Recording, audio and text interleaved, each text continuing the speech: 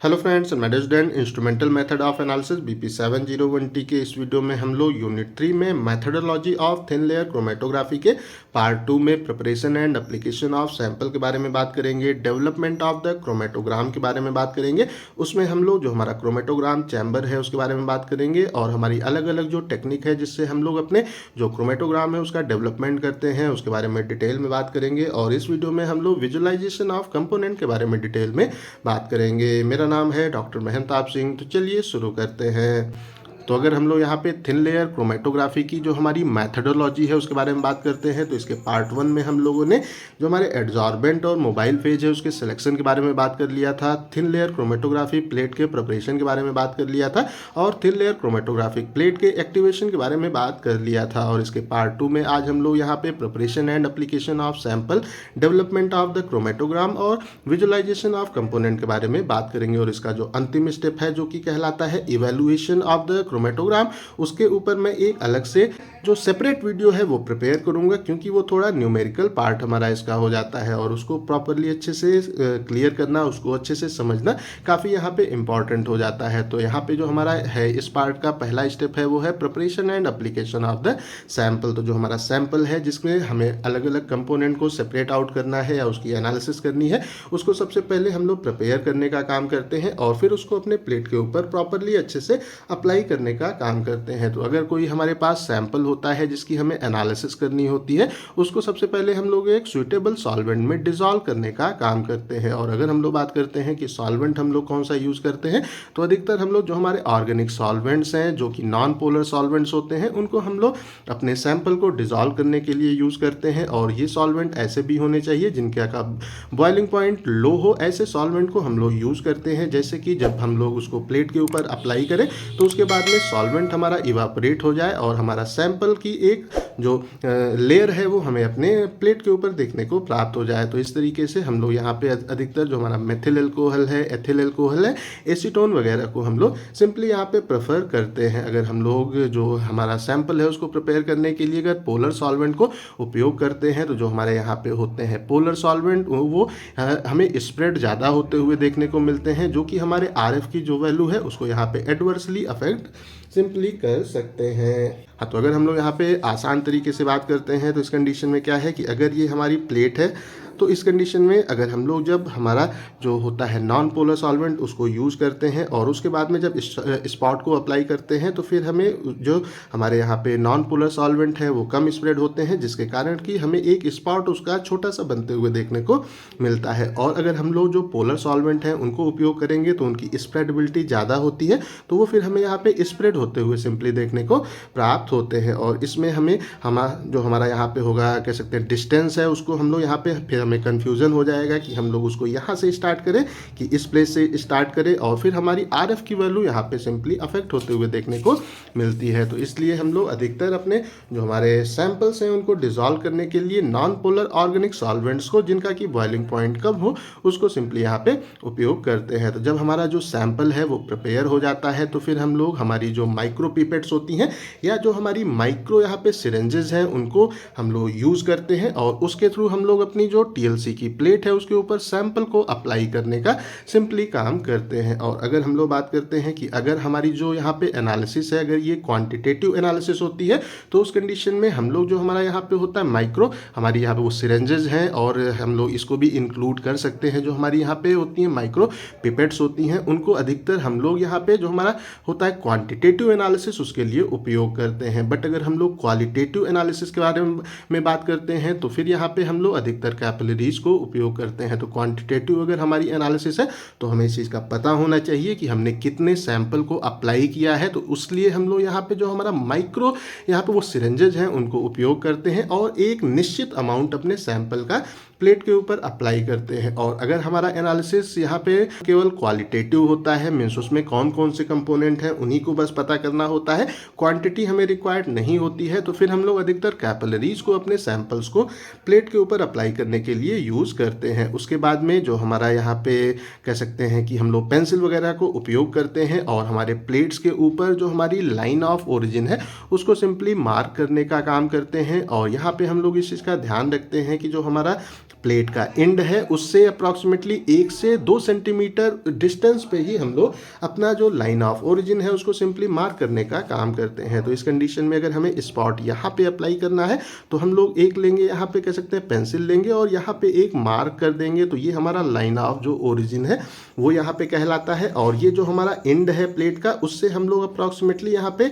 1 से 2 सेंटीमीटर की डिस्टेंस पे ही हम लोग अपनी लाइन ऑफ ओरिजिन को रखने का काम करते हैं। अब हम जब हमारा जो होता है लाइन ऑफ जो ओरिजिन है उसको मार्क कर लेते हैं तो फिर हम लोग जो हमारा सैंपल है उसको अपने लाइन ऑफ ओरिजिन पे अप्लाई करने का काम करते हैं। और इस कंडीशन में अगर हम लोग यहाँ पे एक तरह से बात करते हैं तो फिर हम लोग यहाँ पे इस प्लेस पे क्या करते हैं कि ये क्या है, ये हमारी लाइन ऑफ जो ओरिजिन है वो है। तो यहाँ पे हम लोग अपने सैंपल को का स्पॉट हम लोग यहाँ पे डालते हैं, इस प्लेस पे डाल सकते हैं, यहाँ पे डाल सकते हैं। तो हमारे जितने भी नंबर ऑफ सैंपल्स हैं उनके अनुसार हम लोग उसी लाइन पे हम लोग स्पॉट को डालने का काम करते हैं। और हमारा वहाँ पे सैंपल का कितना अमाउंट हम लोग अप्लाई करेंगे वो यहाँ पे हमारा जो एड्सॉर्बेंट है जिसको हम लोगों ने प्लेट पे प्रिपेयर किया है उसकी जो थिकनेस है उसके ऊपर हमारा सैंपल का अमाउंट यहाँ पे डिपेंड करता है, या हम लोग कौन सी क्रोमेटोग्राफिक प्रिंसिपल को यूज़ कर रहे हैं अपनी टेक्निक में उसमें हमारा जो सैंपल है उसका अमाउंट वहाँ पे डिपेंड करता है। अब हम लोग बात कर लेते हैं about the development of the chromatogram. तो जो हमारा यहाँ पे क्रोमेटोग्राम है उसको हम लोग किस तरह से डेवलप करते हैं उसके बारे में बात कर लेते हैं। तो अपना जो हमारा क्रोमेटोग्राम है उसको यहाँ पे डेवलप करने के लिए हम लोग यहाँ पे एक डेवलपमेंट टैंक को यूज़ करते हैं जिसके अंदर हमारी प्रोसेस यहाँ पे होती है। तो जो हमारा यहाँ पे होता है डेवलपमेंट टैंक, अगर उसके बारे में बात करते हैं तो ये हमारा अधिकतर यहाँ पे रेक्टेंगुलर शेप के हमारा जो हमारा होता है डेवलपमेंट टैंक या चैम्बर है उसको हम लोग सिंपली यहाँ पे उपयोग करते हैं। ये अधिकतर हमारा ग्लास का, स्टेनलेस स्टील का ये या प्लास्टिक के हम लोग यहाँ पे डेवलपमेंट टैंक को सिंपली यूज़ करते हैं। और अगर हम लोग बात करते हैं कि जब हम लोग हमारी टेक्निक स्टार्ट करते हैं तो उसके पहले हम लोग अपना जो चैम्बर हमारा होता है उसका यहाँ पे जो होता है हमारा प्री ट्रीटमेंट या उसका कंप्लीट जो सेचुरेशन है वो करने का काम करते हैं। और किस चीज़ से इसको सेचुरेट करते हैं तो जो हमारी मोबाइल फेज है उसकी जो वेपर्स होती हैं उनसे हम लोग अपने चैम्बर को सबसे पहले कंप्लीटली सेचुरेट करने का काम करते हैं। और जब हमारी जो चैम्बर हैं कंप्लीटली यहाँ पे सेचुरेट हो जाती हैं तो फिर ये काफ़ी इसेंशियल होता है जब भी हम लोग डेवलपमेंट की प्रोसेस को स्टार्ट करते हैं। तो अगर हम लोग बात करते हैं कि हमारा जो चैम्बर के अंदर का एटमॉस्फेयर होता है या टैंक के अंदर का एटमॉस्फेयर होता है उसका जो हमारा कंप्लीट यहाँ पे सेचुरेशन है उसके क्या क्या एडवांटेजेस होते हैं, क्या क्या फ़ायदे होते हैं। तो इस कंडीशन में क्या है कि अगर हमारा जो चैम्बर है या चैम्बर के अंदर का एटमॉस्फेयर है वो अगर कम्प्लीटली यहाँ पे सेचुरेटेड होता है तो फिर हमारा सॉल्वेंट का फ्रंट हमें स्ट्रेट सिंपली देखने को मिलता है। तो आसान तरीके से यहाँ पे इस चीज़ को कह सकते हैं कि अगर जो हमारा चैम्बर है वो कम्प्लीटली अगर यहाँ पे सेचुरेटेड होगा तो हमें यहाँ पे जो पूरी प्लेट है उस पर हमें एक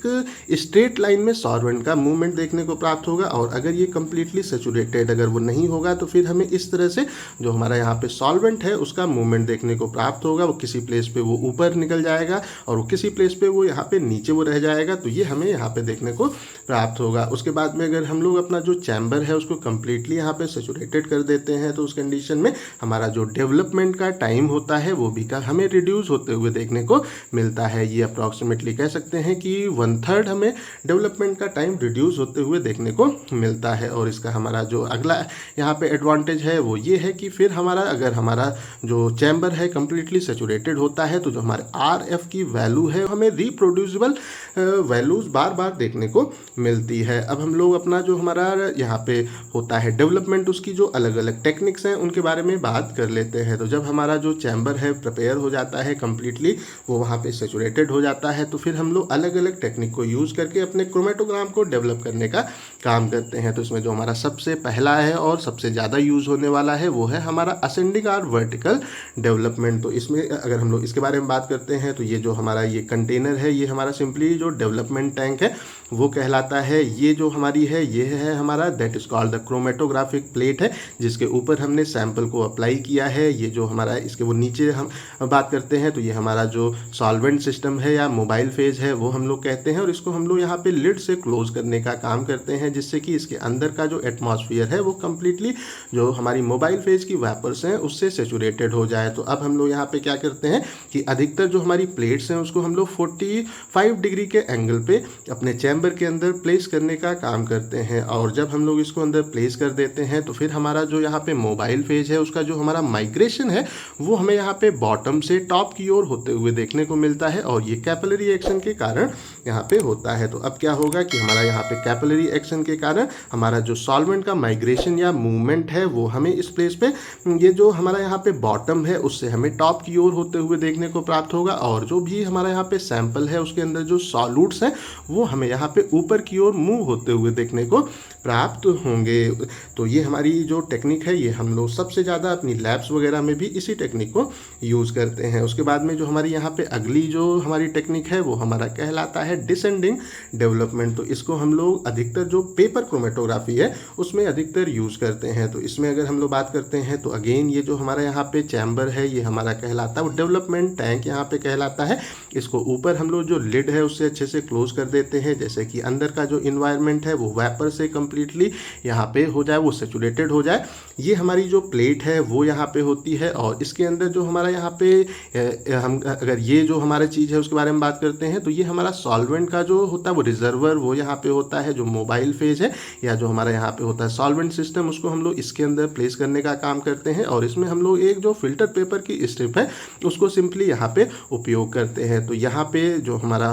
होता है फिल्टर पेपर की स्ट्रिप वो हमारा जो मोबाइल फेज है उसके अंदर यहाँ पे वो डिप्ड रहता है, और प्लेट के ऊपर उसको हम लोग यहाँ पे अटैच कर देते हैं। तो फिर हमारा जो यहाँ पे सॉल्वेंट है वो यहाँ पे कैपिलरी एक्शन के थ्रू ऊपर की ओर यहाँ पे उसका मूवमेंट होता है, और जब ये हमारा इसका यहाँ पे जो डेवलपमेंट की प्रोसेस है वो स्टार्ट होती है तो फिर हमें जो हमारा यहाँ पे सॉल्वेंट है उसका जो हमारा होता है यहाँ पे वो ग्रेविटी का फोर्स है उसके थ्रू हमें ये यहाँ टॉप से बॉटम की ओर इसका मूवमेंट होते हुए देखने को प्राप्त होता है। और इस तरीके से हमारा ये जो होता है डेवलपमेंट वो इस कंडीशन में होता है। उसके बाद में अगर हम लोग जो अगला है उसके बारे में बात करते हैं तो ये हमारा कहलाता है मल्टीपल आर रिपीटेड डेवलपमेंट। तो अगर हम लोग इसके बारे में बात करते हैं तो यहाँ पे हम लोग इस प्लेस पे क्या करते हैं कि यहाँ पे जो हमारी प्लेट्स होती हैं उनका जो हमारा डेवलपमेंट है वो यहाँ पे वो रिपीटेडली हम लोग सेम सॉल्वेंट से करने का काम करते हैं, एक ही सॉल्वेंट को उपयोग करते हैं, और हमारी जो प्लेट है उसको हम लोग यहाँ पे बार बार डेवलप करने का काम करते हैं। तो अगर हम लोग बात करते हैं स्टार्टिंग में इस प्लेस पे क्या होता है कि जो हमारी प्लेट्स होती हैं उसको हम लोग जो हमारा वहाँ पे होता है पर्टिकुलर सॉल्वेंट उसके अंदर उसको हम लोग सिंपली डेवलप करने का काम करते हैं। जब उसका डेवलपमेंट कंप्लीट हो जाता है तो फिर हम लोग उसको जो हमारा होता है डेवलपमेंट टैंक उससे रिमूव कर लेते हैं और फिर उसको इवेपोरेट करने का काम करते हैं। उसके अंदर जो सॉल्वेंट है उसको हम लोग इवेपोरेट करने का काम करते हैं। तो इस प्लेस पे जब हमारा सॉल्वेंट कम्प्लीटली इवापोरेटेड हो जाता है तो फिर हम लोग जो हमारी सेम प्लेट है उसको फिर हम लोग यहाँ पे रीडेवलप करने का काम करते हैं सेम सॉल्वेंट को ही यूज़ करके। तो इस कंडीशन में क्या होता है कि ये जो हमारी प्रोसेस है तब तक रिपीट करते हैं जब तक कि हमारे कंपोनेंट का कंप्लीट सेपरेशन हमें होते हुए प्राप्त नहीं हो जाता है। तो अगर हम लोग यहाँ पे बात करते हैं तो अगर हम लोग इस प्लेस पे लें तो अगर ये हमारी जो प्लेट है वो यहाँ पे है, तो अगर हम लोग यहाँ पे बात करते हैं कि अगर हमारा जो स्पॉट है उसके अंदर जो कंपोनेंट है वो एक हमारा ए है एक हमारा बी है, तो इस कंडीशन में क्या है कि अगर इनकी जो यहाँ पे एड्जॉर्बेंट के साथ में अफिनिटी है उसका डिफरेंस अगर काफ़ी कम होता है तो क्या होता है कि जब हम लोग एक बार इसका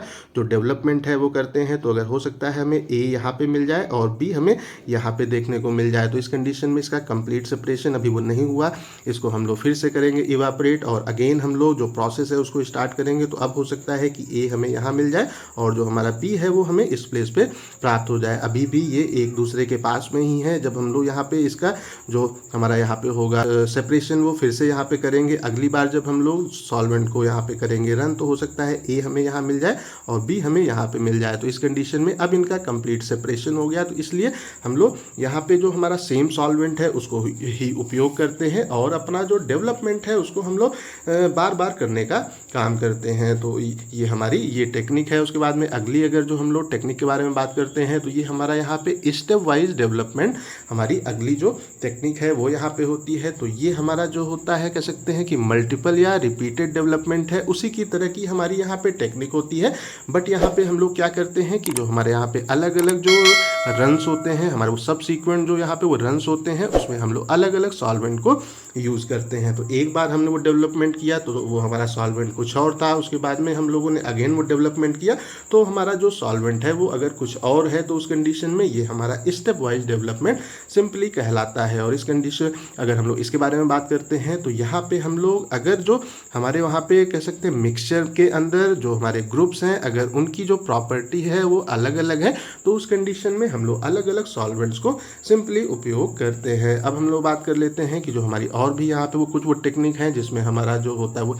यहाँ पे वो 2 डायमेंशनल डेवलपमेंट वो हमारा आ जाता है। हमारा वो ग्रेडियंट का जो डेवलपमेंट है वो होता है, कॉन्टिन्यूस जो हमारा डेवलपमेंट है उसको भी हम लोग उपयोग करते हैं। हमारा वो रिवर्स फेज का जो हमारा TLC है उसको भी हम लोग यूज़ करते हैं और जो हमारा प्रिपरेटिव TLC है इसको भी हम लोग अपनी जो टेक्निक है उसमें उपयोग करते हैं। तो इसके एक तो पहले जो हम लोग ने 4 के बारे में बात किया उन्हीं को अधिकतर हम लोग अपनी जो एनालिसिस है उसमें यूज़ करते हैं। अब हम लोग बात कर लेते हैं about the visualization of the component. तो जो हमारे कंपोनेंट हैं उनको हम लोग किस तरह से विजुअलाइज करते हैं या किस तरह से डिटेक्ट करने का काम करते हैं, अगर उसके बारे में बात करते हैं तो अधिकतर हम लोग यहाँ पे 2 मेथड्स को उपयोग करते हैं। पहला मेथड है हमारा कहलाता है, ये कहलाता है फिजिकल जो मेथड है वो कहलाता है, दूसरा केमिकल मेथड कहलाता है। ये जो हमारा होता है यहाँ पे फिजिकल मेथड वो एक प्रकार का नॉन डिस्ट्रक्टिव हमारा मेथड होता है और जो हमारा होता है केमिकल मेथड ये हमारा डिस्ट्रक्टिव मेथड सिंपली यहाँ पे होता है। तो अगर हम लोग बात करते हैं तो जो हमारे यहाँ पे अधिकतर यूज़ करते हैं जो होते हैं फिजिकल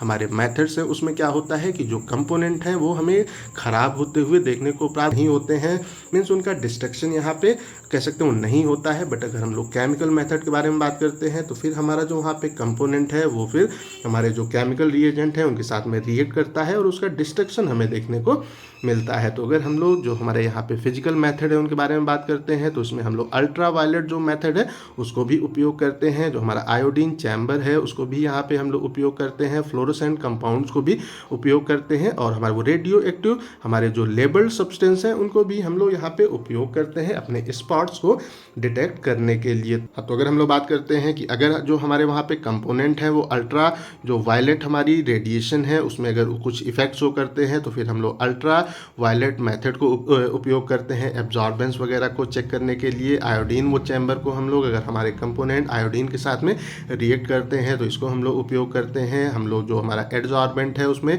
जो फ्लोरोसेंट कंपाउंड है उनको उपयोग करते हैं और ये जब हमारे जो होता है हमारी रेडिएशन उसमें आते हैं तो फिर एक स्पेसिफिक वेवलेंथ की रेडिएशन को इमिट करने का काम करते हैं और हम लोग हमारे वो कुछ जो हमारे वो रेडियो एक्टिव लेबल्ड सब्सटेंस हैं उनको भी अपने सैंपल के साथ में यूज कर सकते हैं। उसके बाद में अगर हम लोग जो हमारे केमिकल मेथड्स हैं उनके बारे में बात करते हैं तो इनमें हम लोग अलग अलग रिएजेंट को यूज़ करते हैं जो कि हमारे जो कंपोनेंट हैं उनके साथ में रिएक्ट करते हैं और अलग अलग कलर के स्पॉट्स हमें सिंपली देखने को प्राप्त होते हैं। तो इस प्लेस पे हम लोग अलग अलग कंपाउंड्स को डिटेक्ट करने के लिए अलग अलग रिएजेंट्स को यहाँ पे यूज़ करते हैं। तो इस साइड हम लोगों ने रिएजेंट्स लिए हैं, इस साइड जो हमारे अलग अलग कंपाउंड हैं जिनको हम लोग डिटेक्ट करने के लिए इनको यूज़ करते हैं उसको हमने यहाँ पे लिया है और ये हमारे जो उनके अलग अलग कलर के स्पॉट्स फॉर्म होते हैं उनको हमने सिंपली यहाँ पे लिया है। तो इसमें जो हमारा सबसे पहला है वो है जनरल रिएजेंट। तो इसमें हम लोग अगर कंसनट्रेटेड H2SO4 के बारे में बात करते हैं तो इसको हम लोग हर प्रकार के ऑर्गेनिक कंपाउंड को डिटेक्ट करने के लिए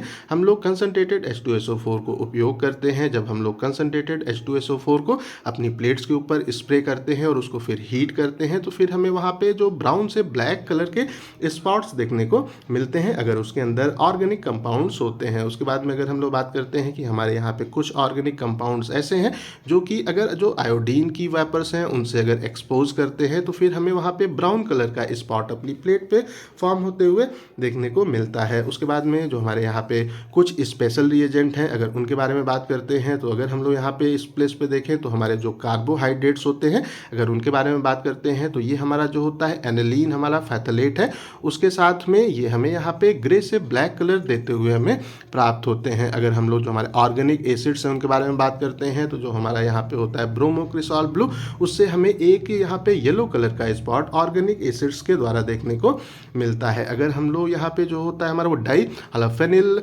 अमीन या जिंक के बारे में बात बात करते हैं तो ये हमारे जो पेस्टिसाइड्स अलग अलग होते हैं उनमें हमें अलग अलग कलर उसका अपने प्लेट्स के ऊपर बनते हुए देखने को मिलता है। अगर हम लोग एल्कोलाइड्स के बारे में बात करते हैं तो जो हमारा यहाँ पे होता है वो ड्रैग एंड ड्रॉप रिएजेंट है, उससे हमें यहाँ पे ऑरेंज जो हमारा रेड कलर का स्पॉट एल्कोलाइड्स के साथ में देखने को मिलता है। अगर हम लोग कार्डियक ग्लाइकोसाइड्स के बारे में बात करते हैं तो अगर ये हमारे सैंपल में होते हैं तो अगर हम लोग जो रिएजेंट है जो कि हमारा वो कहलाता है वो 3,5 हमारा वो डाई नाइट्रो बेंजोइक एसिड, अगर उसके बारे में बात करते हैं तो वो फिर हमारे कार्डियक ग्लाइकोसाइड में यहाँ पे जो रेड वायलेट कलर है वो हमें यहाँ पे सिंपली देखने को प्राप्त होता है। उसके बाद में अगर हम लोग बारबिचुरेट्स के बारे में बात करते हैं तो ये जो हमारा होता है यहाँ पे वो डाइफेनिल हमारा कार्बाजोन है, उससे हमें इससे पर्पल कलर सिंपली अपने प्लेट के ऊपर फॉर्म होते हुए देखने को मिलता है। और अगर हम लोग जो हमारे अमीनो एसिड हैं, प्रोटीन हैं या पॉलीपेप्टाइड्स हैं उनके बारे में बात करते हैं तो उनको यहाँ पे वो डिटेक्ट करने के लिए हम लोग जो हमारा निनहाइड्रीन है उसको यहाँ पे स्प्रे करते हैं